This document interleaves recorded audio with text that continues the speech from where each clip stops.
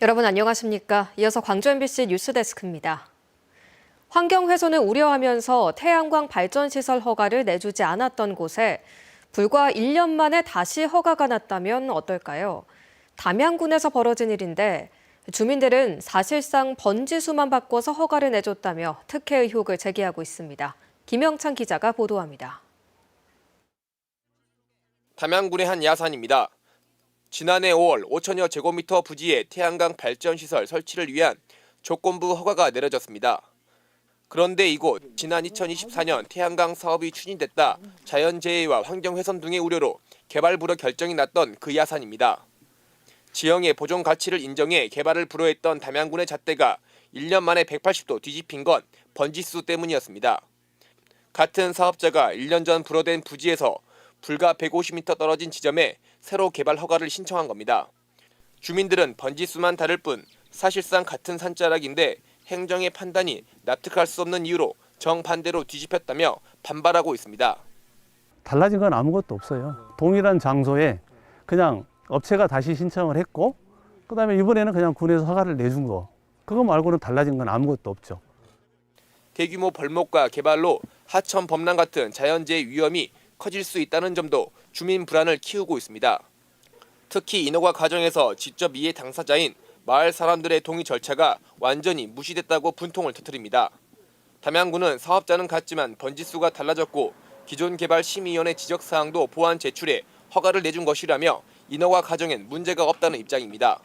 당초에 이제 심의 조건을 갖추지를 못했고 이제 그 1년 후에는 그런 것들을 다 갖추어서 전환했다고 그렇게밖에 말씀 못 드리겠어요.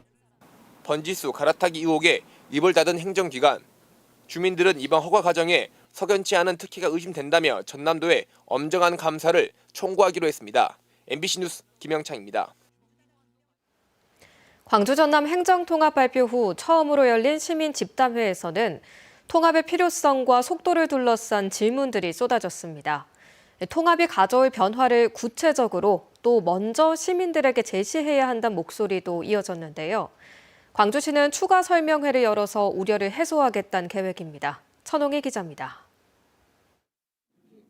광주 전남 행정 통합에 대한 시민들의 질문은 구체적이었습니다. 통합 발표 이후 처음 열린 시민단체 주간 집담회에서 시민들은 2시간 동안 질문을 쏟아냈습니다.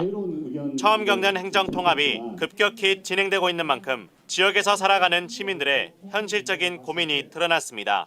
한 명의 시도민으로서 결국은 내가 어떤 공간에 살아야 될 것인가 내 선택의 문제거든요. 시도민한테 물어야 되는데 지금 중앙부터 내려와가지고 딱 찍고 이거 무조건 간다라고 가버리니까 제가 할 수 있는 게 없는 거예요. 통합 과정에서 광주의 정체성이 사라질 수 있다는 우려도 나왔습니다. 통합자치단체 명칭에서 광주가 빠지거나 다른 이름과 합쳐질 경우 광주 5월 정신으로 대표되는 역사성과 정체성이 희석될 수 있다는 겁니다. 광주의 어떤 정체성 이런 것들을 그냥 무시하고 훼손하는 시도 통합이 됐을 때 과연 이것이 장기적으로 우리한테 얼마나 실익이 될 것인가. 주민 투표를 거쳐야 하는지를 두고서는 서로 다른 목소리도 나왔습니다. 속도점 있게 가가지고 잘 안 됐을 때 오히려 각 지역 간에 불화가 더 심화되면은 그게 더 안 좋아지는 거 아닌가 싶어서 저는 주민 투표를 좀 꼭 진행해야 되지 않나? 주민 투표는 좀 희생하더라도 거기 그 지역 발전을 도모할 수 있는 절호의 기회를 놓치지 말자. 한편 강기정 광주시장은 시도의회 의결이 이뤄질 경우 주민 투표를 검토할 수 있다는 입장을 내놨습니다. 시도의원의 입장을 낼 수 없다라고 시의회나 도의회가 의결한다면 그때는 주민 투표를 불가피하게 할 수밖에 없다. 저희들은 그런 생각입니다. 광주시는 다음 주 설명회를 열고 주민들에게 행정 통합을 자세히 알리겠다는 계획입니다. MBC 뉴스 천홍희입니다. 광주 전남 행정 통합을 위한 절차 중 하나는 지역민 동의입니다. 광주시와 전라남도는 주민투표 대신 시도 광역의회 동의를 거쳐 추진하겠다는 계획인데 이게 법률적인 문제는 없는 건지 김윤 기자가 확인해봤습니다. 주민 투표를 하지 않고 지방의회 의견만 듣고 전남과 광주 행정통합을 하겠다라는 김영록 지사의 언급. 법률적으로 문제가 없는지를 따져봤습니다. 지방자치법 5조, 지방자치단체를 나누거나 합칠 때는 법률로 정하고 이를 위해 지방의회의 의견을 들어야 한다라고 규정했습니다. 주민투표를 한 경우에는 지방의회의 의견을 듣지 않아도 되지만 주민투표 요구의 주체는 주민투표법 8조에 따라 중앙행정기관의 장으로 한정돼 있습니다.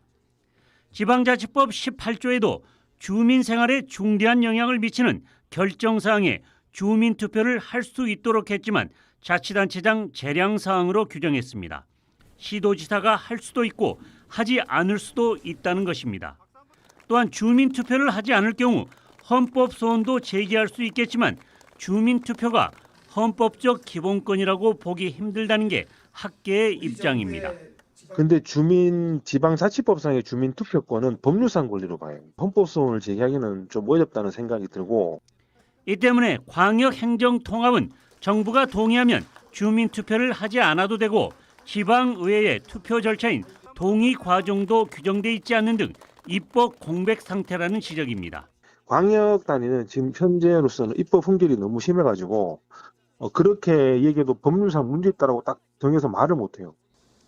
따라서 행정통합이 법률적 문제가 없다 하더라도 최소한 양 시도의회 동의 과정을 거치는 정치적 정당성을 확보하는 게 중요하다는 주장이 계속 제기되고 있습니다. 또한 특별법에는 부칙의 이를 반영하고 지역 소외론을 차단하기 위해 광주권과 목포권, 여수, 순천권에 대한 삼각균형 발전 구상 등을 명확히 규정해야 한다는 의견이 나오고 있습니다.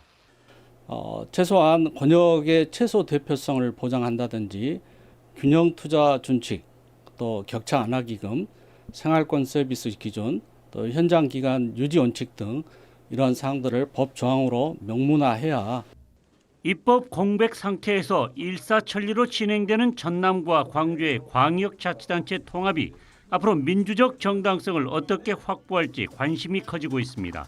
MBC 뉴스 김윤입니다. 붉은 산수 연작으로 국내외 알려진 서양 화가 이세현이 광주에서 처음으로 개인전을 열었습니다.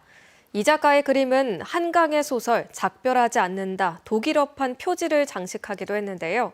강렬한 색채에 현대사의 기억과 치유의 염원이 담긴 전시를 박수인 기자가 소개합니다. 그의 작품엔 하나의 색깔밖에 없습니다.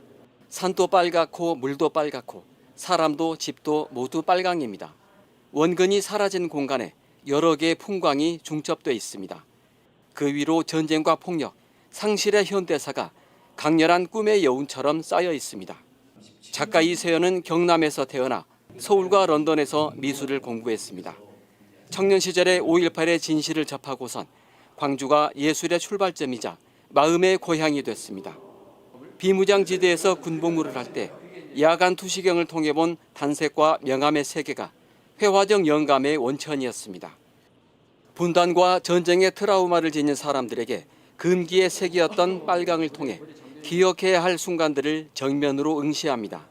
모든 존재들은 기억과 함께 가는 거구나라는 생각을 했으니까 어떤 사건이든 존재 자체도 나는 생각한다, 나는 존재한다는 그런 데카르트가 말처럼 그 생각의 베이스가 결국은 기억이.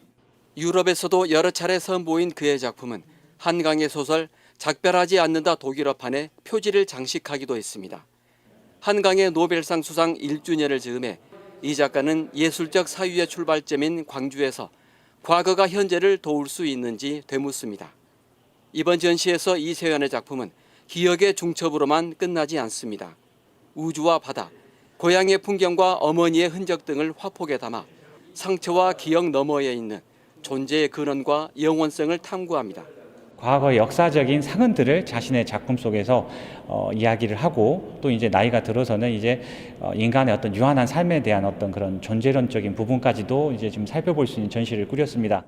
다음 달 22일까지 동공 뮤지엄에서 계속되는 이번 전시는 인물 초상과 드로잉 습작 70여 점을 함께 선보여 작가의 예술 세계를 더욱 입체적으로 조망합니다. MBC 뉴스 박수인입니다.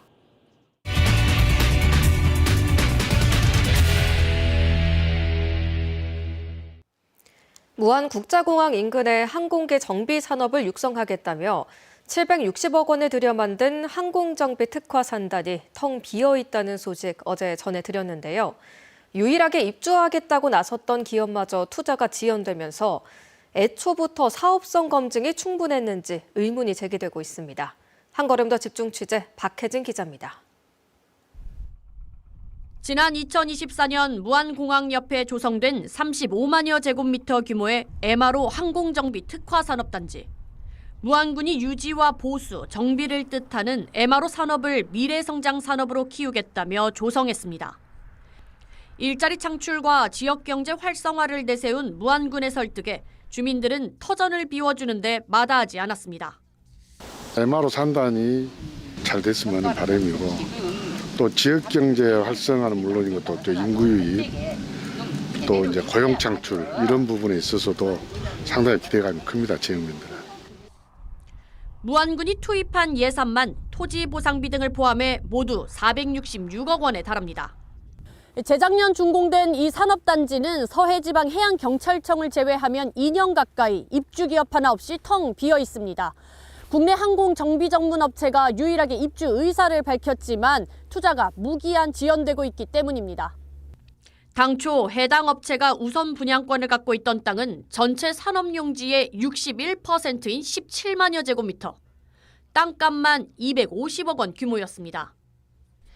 그러나 업체가 실제로 계약한 땅은 절반가량인 10만여 제곱미터뿐이었고 계약금 납부 기한도 1년 넘게 지켜지지 않았습니다. 결국 업체는 최초 계약을 파기했습니다.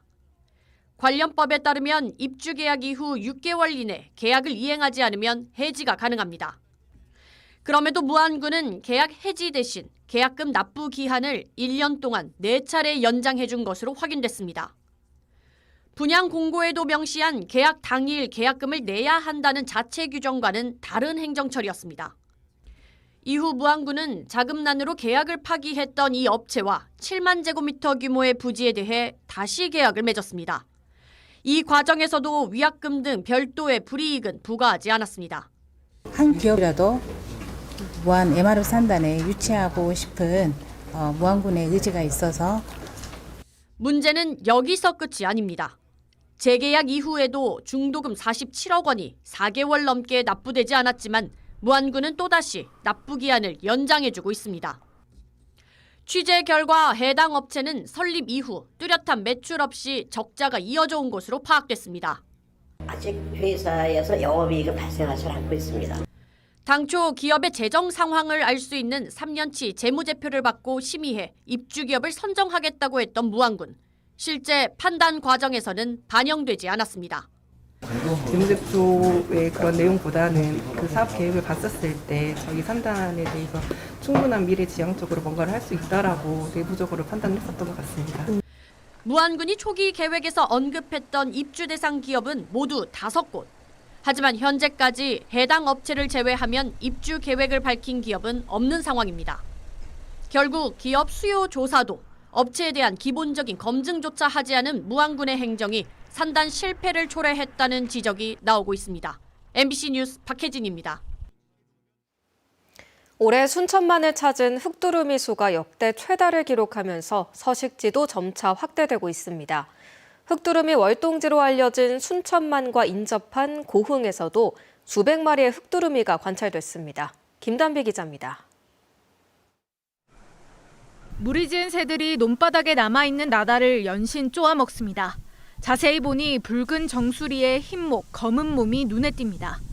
천연 기념물이자 멸종위기종 흑두루미입니다.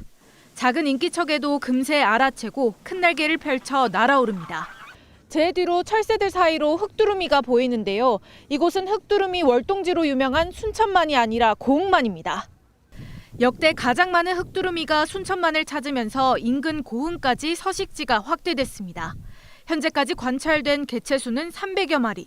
고흥에서 이 정도 규모의 군락이 관찰된 건 올해가 처음입니다. 여긴 바닷가가 가까이 있기 때문에 많이 와요. 논가에 보면은 저는 벼 나락 같은 거 떨어진 게 있잖아요. 그런 거 많이 주워 먹고 그래요. 흑두루미뿐만이 아닙니다. 고니와 노랑부리 저어새, 황새 등 다양한 보호종들의 개체수도 계속 늘어가는 추세입니다. 간척지와 인공습지, 갯벌 등 생태 환경이 잘 갖춰져 있고 무엇보다 한반도 남해안을 찾는 철새수가 늘고 있기 때문입니다. 순천만을 중심으로 보성, 고흥, 여수, 광양, 하동까지 흑두루미 남해안 벨트 전역으로 확대되면서 광역 서신 네트워크가 형성되고 있습니다. 순천을 중심으로 하던 철새의 주요 월동지가 남해안 일대로 점차 넓어지는 상황. 조류 전문가들은 먹이 공간 제공과 차량 통행 규제 등 철새들의 서식지 관리가 남해안 일대로 확대될 필요가 있다고 말합니다. MBC 뉴스 김단비입니다. 광주 전남의 교통안전지수가 다른 지역보다 낮은 것으로 나타났습니다.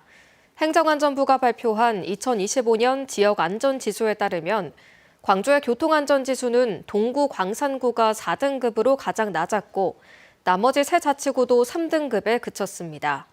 전남의 교통안전지수도 화재 감염병과 함께 가장 낮은 5등급을 받았습니다. 생활안전지수 역시 하위였는데 광주는 동서광산이 가장 낮은 5등급을, 전남은 3등급으로 조사됐습니다.